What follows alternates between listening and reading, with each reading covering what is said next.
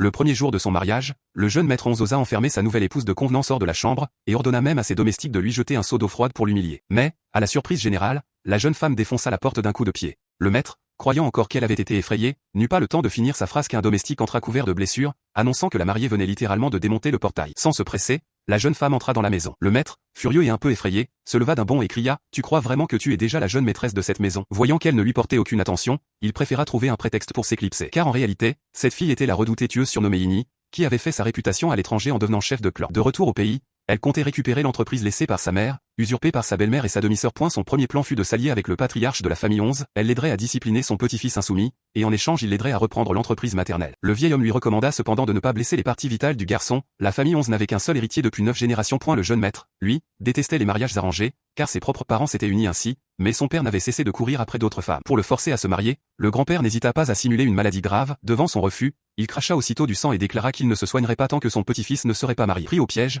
le garçon céda point quand il vit le visage pur et adorable de la jeune fille, il fut troublé, mais il reprit vite ses esprits lorsqu'elle parla directement de mariage. Il posa alors 3 conditions. Elle ne devait pas interférer dans sa vie privée. Dans un an, c'est lui qui demanderait le divorce.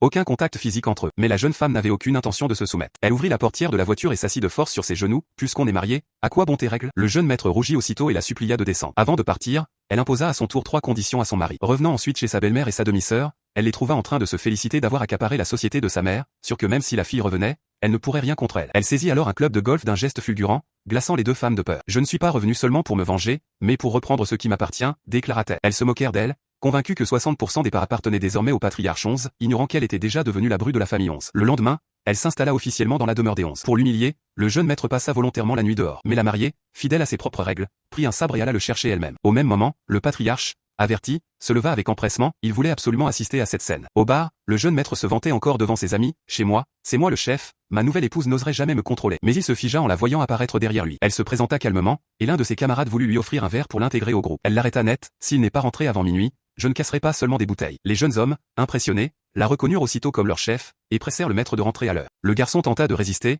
mais elle proposa alors un pari. Puisqu'il aimait tirer, il ferait un concours de tir. Il réussit son premier coup avec un 10 parfait, puis ajouta un gage, le perdant devrait faire le tour du stand en courant nu. Il croyait l'effrayer, mais elle accepta sans broncher point. Lui, à la manche suivante, ne fit qu'un 5. Elle, sans même viser, tira 3 balles d'affilée, qui semblèrent manquer la cible. Mais en regardant la caméra, on découvrit qu'elles s'étaient toutes logées exactement au même endroit du 10. Le jeune maître, abasourdi, voulut rejouer. Elle changea alors de stratégie et fit mouche sur le centre de sa propre cible à lui, démontrant qu'elle pouvait atteindre ce qu'elle voulait. Le garçon, reconnaissant sa défaite, commença à retirer ses vêtements, un pari est un pari, je tiendrai ma promesse.